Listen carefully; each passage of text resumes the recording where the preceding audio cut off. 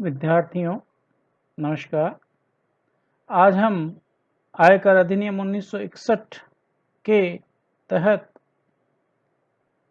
किसी भी करदाता की भारत में निवास संबंधी स्थिति के प्रावधानों को अच्छे से समझने का प्रयास करेंगे।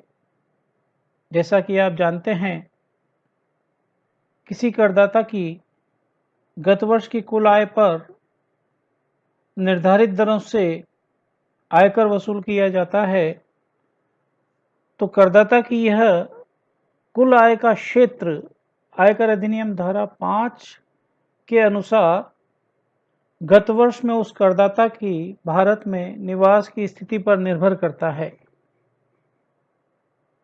निवास स्थान के आधार पर सभी प्रकार के करदाताओं, जैसा कि आपने पिछले लेक्चर में समझा है, व्यक्ति को करदाता कहा गया है और व्यक्ति में 7 प्रकार के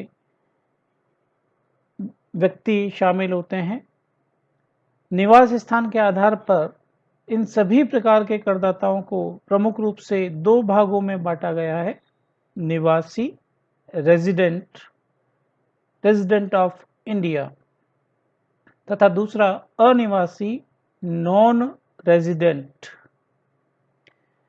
आगे हम देखेंगे कि वेस्टी एवं एचयूएफ को की स्थिति में निवासी को पुनः 2 भागों में विभाजित कर दिया गया है: साधारण निवासी ऑर्डिनरीली रेजिडेंट और असाधारण निवासी नॉट ऑर्डिनरीली रेजिडेंट। तो हम आज धारा 6 में निवास स्थिति के संबंध में बताए गए प्रावधानों का अध्ययन करने जा रहे हैं। किसी भी करदाता की निवास स्थिति मूलतः गत वर्ष में उसके भारत में रहने की अवधि पर निर्भर करती है। निवास की स्थिति का करदाता की नागरिकता से कोई संबंध नहीं है। एक भारतीय नागरिक किसी गत वर्ष में अनिवासी भी हो सकता है और एक विदेशी नागरिक आयकर के दृष्टिकोण से किसी गत वर्ष में भारत में निवासी भी हो सकता है। धारा 6 के निवास स्थिति संबंधी प्रावधानों को देखें तो आपके सामने जैसे कि ये चार्ट बना हुआ है, वेस्टी यानी इंडिविजुअल और एचयूएफ हिंदू अविभाजित परिवार को 2 भागों में बांटा जा सकता है: निवासी और अनिवासी। फिर वापस निवासी को 2 भागों में बांटा गया है: साधारण निवासी और असाधारण निवासी। इस प्रकार से अगर मैं इसको पुनः से दोहराऊं तो वेस्टी हो या हिंदू अविभाजित परिवार हो, उसकी निवास संबंधी स्थिति 3 प्रकार की हो सकती है: साधारण निवासी, असाधारण निवासी तथा अनिवासी। परंतु फर्म, व्यक्तियों का समुदाय यानी एसोसिएशन ऑफ पर्सन्स, जिसको शॉर्टकट में हम एओपी भी कहते हैं, तथा कंपनी, इन स्थिति में इन करदाताओं को 2 भागों में बांटा गया है: निवासी, जिसको हम साधारण निवासी कह सकते हैं, तथा अनिवासी नॉन रेजिडेंट। किसी व्यक्ति या इंडिविजुअल की निवास स्थिति का निर्धारण करने के लिए हमें कुछ शर्तों को ध्यान में रखना पड़ता है। शर्तों को 2 भागों में बांटा गया है: ए आधारभूत शर्तें, बेसिक कंडीशंस, और दूसरी साइड में आप देख रहे हैं यहाँ बी अतिरिक्त शर्तें, एडिशनल कंडीशंस। मैं आधारभूत शर्तों को पहले बताना चाह रहा हूँ, जिसमें आधारभूत शर्त में पहली शर्त है कि करदाता गत वर्ष में, प्रीवियस ईयर में 182 दिन 182 डेज या अधिक भारत में रहा हो। और आधारभूत शर्त नंबर 2 जो है वो कहती है कि गत वर्ष के तुरंत पूर्व के 4 वर्षों में 365 या अधिक दिन और गत वर्ष में 60 या अधिक दिन भारत में रहा हो, यानी दोनों बातें साथ में होनी चाहिए: 4 वर्षों में 365 दिन या अधिक और साथ ही गत वर्ष में 60 या अधिक दिन।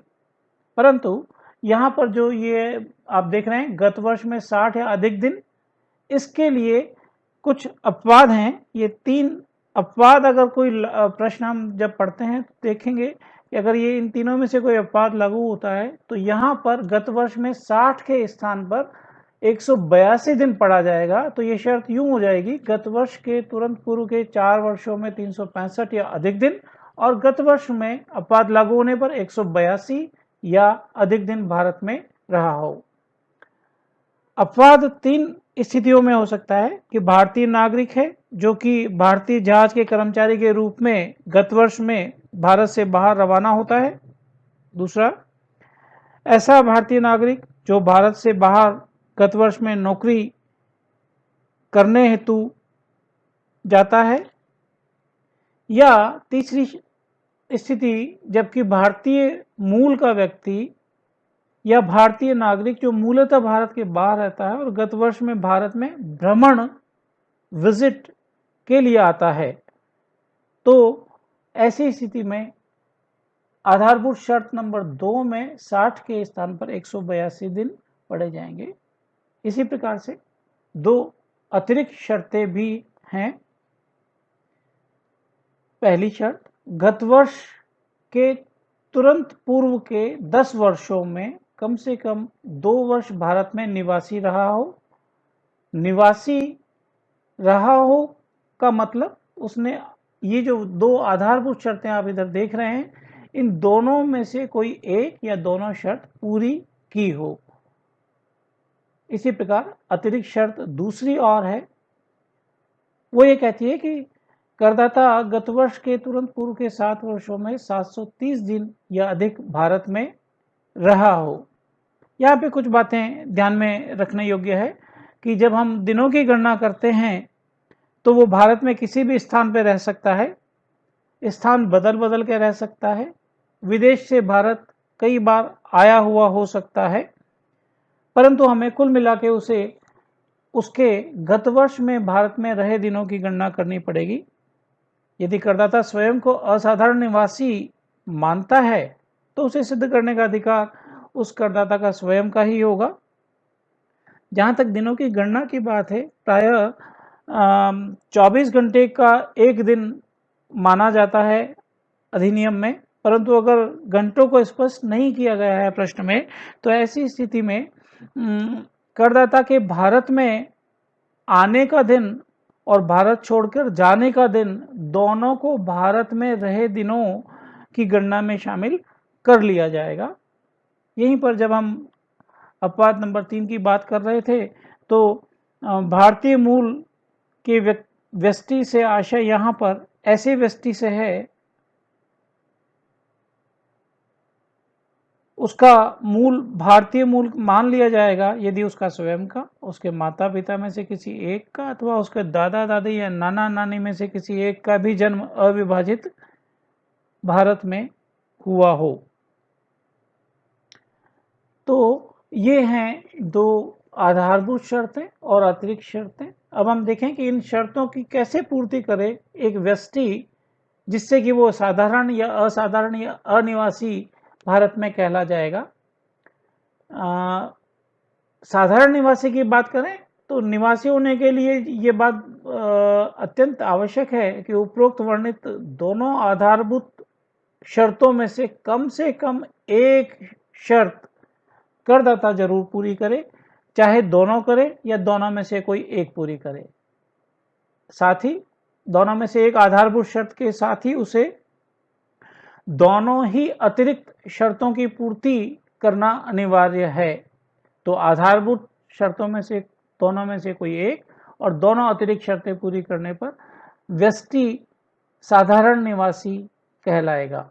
इसी प्रकार से अगर इंडिविजुअल व्यष्टि को असाधारण निवासी कहलाना हो, असाधारण निवासी ऐसी स्थिति में कहलाएगा कि वो निवासी होने की दोनों आधारभूत शर्तों में से कोई एक अथवा दोनों पूरी कर ले, परंतु दोनों अतिरिक्त शर्तों की पूर्ति एक साथ पूरी ना कर पाए, अर्थात कि या तो वो एक पूरी कर रहा है या 2 पूरी कर रहा है, परंतु एक व दो दोनों साथ में पूरी नहीं कर पा रहा है। तो आधारभूत शर्तों में से कोई एक और अतिरिक्त शर्त दोनों पूरी न कर पाने की स्थिति में वही व्यष्टि करदाता असाधारण निवासी कहलाएगा। व्यष्टि अनिवासी हो सकता है और वो अनिवासी तब कहलाएगा जबकि निवासी होने की को आधारभूत शर्तों में से दोनों में से कोई एक भी शर्त वो पूरी ना करे। आधारभूत शर्त पूरी न करने की स्थिति में वह अनिवासी कहलाएगा। ऐसी स्थिति में अतिरिक्त शर्तों की गणना की आवश्यकता नहीं पड़ेगी।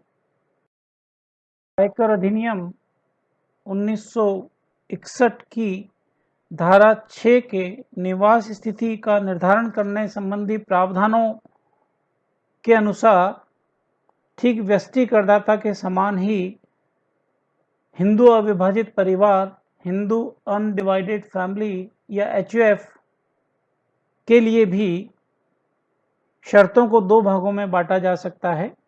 ए, आधारभूत शर्तें बेसिक कंडीशंस निवासी होने के लिए अनिवार्य हैं, तथा बी, अतिरिक्त शर्तें एडिशनल कंडीशंस। आधारभूत शर्तें दो यहां पर आपके सामने प्रदर्शित हैं। पहली, हिंदू अविभाजित परिवार के कार्यों का प्रबंध एवं नियंत्रण पूर्ण रूप से भारत में स्थित हो। Completely from India, control and management of its affairs पूर्णतः भारत में स्थित हो। तथा शर्त नंबर 2, HUF के कार्यों का प्रबंध एवं नियंत्रण आंशिक रूप से भारत में स्थित हो। तो इन दोनों शर्तों को मैं ऐसे भी बोल सकता हूं कि निवासी होने के लिए अनिवार्य है कि एक HUF के कार्यों का प्रबंध एवं नियंत्रण या तो पूर्ण रूप से या तो आंशिक रूप से भारत में स्थित होना अनिवार्य है। अतिरिक्त शर्तें, हिंदू अविभाजित परिवार का कर्ता, यानी कि अपनी भाषा में अगर मैं कहूं तो कर्ता मीन्स मुखिया। हिंदू अनडिवाइडेड फैमिली का जो मुखिया या आयकर अधिनियम में जिसे कर्ता कहा गया है, तो वो जो कर्ता है वो गत वर्ष से पूर्व के 10 वर्षों में कम से कम 2 वर्षों में भारत का निवासी रहा हो, अर्थात कि उसने निवासी होने की दो में से कोई एक शर्त पूरी की हो, वो भारत में निवासी रहा हो। और दूसरी शर्त है, हिंदू अविभाजित परिवार का कर्ता गत वर्ष के तुरंत पूर्व के 7 वर्षों में 730 दिन या अधिक दिन भारत में रहा हो। तो आधारभूत और अतिरिक्त शर्तों की पूर्ति को ध्यान में रखते हुए एक HUF को साधारण या असाधारण या अनिवासी कहा जाएगा। ठीक व्यष्टि के समान ही अगर जो HUF हिंदू अनडिवाइडेड फैमिली आधारभूत शर्तों में से दो में से कोई एक पूरी कर ले अथवा दोनों पूरी कर ले और साथ ही दोनों ही अतिरिक्त शर्तें भी पूरी कर ले, तो वो HUF गत वर्ष के लिए भारत में साधारण निवासी कहलाएगा। इसी प्रकार वो HUF असाधारण निवासी होगा अगर वो आधारभूत शर्तों में से कम एक शर्त तो पूरी कर ले, चाहे पहली चाहे दूसरी, कोई एक कम से कम पूरी कर ले चाहे दोनों पूरी कर ले, परंतु अतिरिक्त शर्तों को दोनों को एक साथ पूरी ना कर पाए, अर्थात कि या तो उसने एक पूरी की या तो दो पूरी की या तो एक और दो दोनों ही पूरी नहीं की। ऐसी स्थिति में HUF असाधारण निवासी कहलाएगा, यानी कि आधारभूत दोनों में से कोई एक और अतिरिक्त दोनों एक साथ पूरी नहीं कर पाए तो असाधारण निवासी कहलाएगा। अनिवासी या NRI वो होगा जो HUF आधारभूत शर्तों में से कोई एक भी पूरी ना कर पाए, यानी कि उस HUF का कार्यों का प्रबंध एवं नियंत्रण पूर्णतः भारत से बाहर स्थित हो, तो वो आधारभूत एक और दो में से कोई भी शर्त पूरी नहीं कर पाएगा। ऐसी स्थिति में अतिरिक्त शर्त देखने की जरूरत नहीं पड़ेगी और वो HUF अनिवासी कहला जाएगा। अब अगर हम फर्म तथा व्यक्तियों के समुदाय यानी एसोसिएशन ऑफ पर्संस या AOP की निवास स्थिति के प्रावधानों को देखें तो फर्म या एओपी निवासी तब कहलाएगा जबकि उस फर्म या उस एओपी के प्रबंध एवं नियंत्रण पूर्णतः अथवा आंशिक रूप से भारत में स्थित हो। आंशिक रूप में भारत में स्थित होने का मतलब कुछ समय भारत में, कुछ समय बाहर, थोड़ा भारत से थोड़ा बाहर से उसका नियंत्रण किया जाता हो, तो ऐसी स्थिति में वो फर्म या एओपी निवासी कहलाएगा। इसी प्रकार से फर्म और एओपी अनिवासी कहलाएंगे भारत में उस गत वर्ष के लिए जबकि गत वर्ष में फर्म या एओपी का प्रबंध एवं नियंत्रण पूर्ण रूप से भारत से बाहर रहा हो। ऐसी स्थिति में वो फर्म या एओपी अनिवासी कहलाएंगे।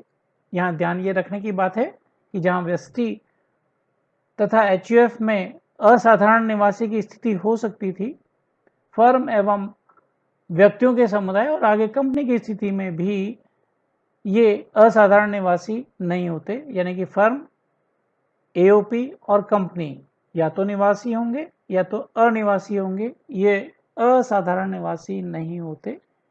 आगे आप देख रहे हैं कि एक और प्रकार का व्यक्ति आयकर अधिनियम में वो है कंपनी। कंपनी के निवास स्थिति का निर्धारण अगर हमें करना हो तो हम ये देखेंगे कि निवासी होने के लिए अनिवार्य है कि वह कंपनी भारतीय हो, इंडियन कंपनी हो। इंडियन कंपनी का मतलब उसका समामेलन इनकॉर्पोरेशन भारत में हुआ हो। अगर वो कंपनी भारतीय है तो फिर प्रबंध कहीं से भी हो, चाहे भारत से, चाहे भारत के बाहर या आंशिक रूप से, वह कंपनी निवासी कहलाएगी। साथ ही अगर कोई कंपनी जिसका प्रभावी प्रबंध गत वर्ष के दौरान पूर्णतः भारत में स्थित हो, कंपनी कोई सी भी हो, चाहे वो भारतीय कंपनी हो या भारतीय कंपनी ना हो, परंतु उसका प्रभावी प्रबंध गत वर्ष के दौरान पूर्णतः भारत से हो, तो वह कंपनी उस गत वर्ष के लिए भारत में निवासी कहलाएगी। एक कंपनी के लिए अनिवासी होने के लिए ये देखा जाएगा कि कंपनी भारतीय नहीं है और उसका प्रभावी प्रबंध गत वर्ष में पूर्ण रूप से अथवा आंशिक रूप से भारत के बाहर रहा हो। भारतीय कंपनी नहीं होने पर ही, अगर भारतीय कंपनी है तो ये बात नहीं कर रहे हैं हम, भारतीय कंपनी नहीं है और उसका प्रभावी प्रबंध भी गत वर्ष में पूर्ण रूप से भारत से नहीं हुआ हो,